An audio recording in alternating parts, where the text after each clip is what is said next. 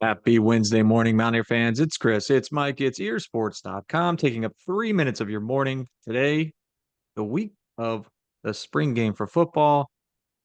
We're talking basketball. Yep, we're doing it again. We're going off script. We're talking basketball, but it's related to football because in the past we have done a 3-minute video on, hey, who would you have liked to have kept that left the program via the transfer portal for the football team?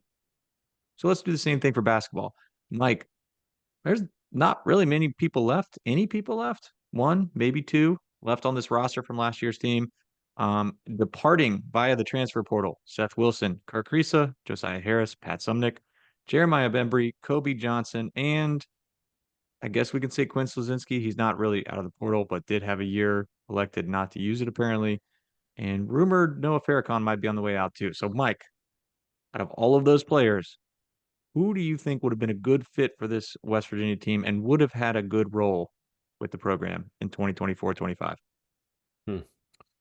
Boy, if the question doesn't give you the answer, like the overall problems about like the issues they have with their roster. I don't know what else does here. I struggle with this one, Chris, because there are good players here that I just don't like for different reasons based on what I heard about behind the scenes last year. Maybe they didn't manifest themselves in the court, but even Josh Eilert in his farewell said that there were major distractions behind the scenes that players probably caused and that the public didn't know about. Not sure I want a lot of those players back, especially if you have some suspects there. Don't name names, but of all the ones that you mentioned there, it's the people who aren't in the portal that get my attention, like Quinn Slazinski, kind of an intriguing offensive player, and Noah Farrakhan, who does have some offensive spark he can give you, even though he's got some drawbacks on defense. But they're not in yet, so I can't use them as my answer. And I'm going through the list of guys you gave me, and like there's nobody who's super appealing to me. But I guess I would go with those players that you mentioned, Chris, with Kobe Johnson, just because he's kind of a longer guy who can play multiple positions. He is a good defender. He will be older. He's been through a lot here. Perhaps he could just kind of be a from the front leader from this group, actions and words kind of a guy.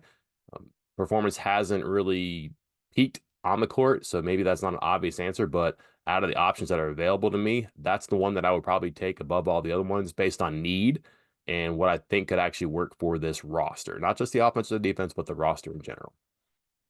I think I might have ended up at the same spot as you after talking myself through each and every player for a lot of the same reasons you mentioned. Like, you look at some of this stuff and it's fit, it's off-court issues, distractions, whatever it may be.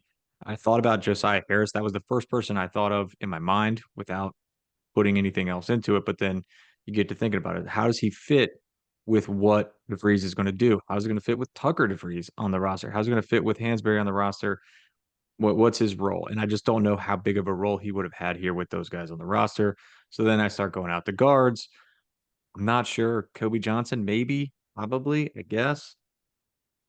And then I kind of just settled on Pat Sumnick again, and not in some kind of big monstrous starting role, but as a guy that, hey, this guy's a veteran. He's going to try hard. He's going to grab some rebounds. So go in and battle for you on a team that, you know, currently only has five, maybe six players. So still some time to add to it. That's a guy that you can count on to at least be serviceable for your team, which might be something West Virginia needs.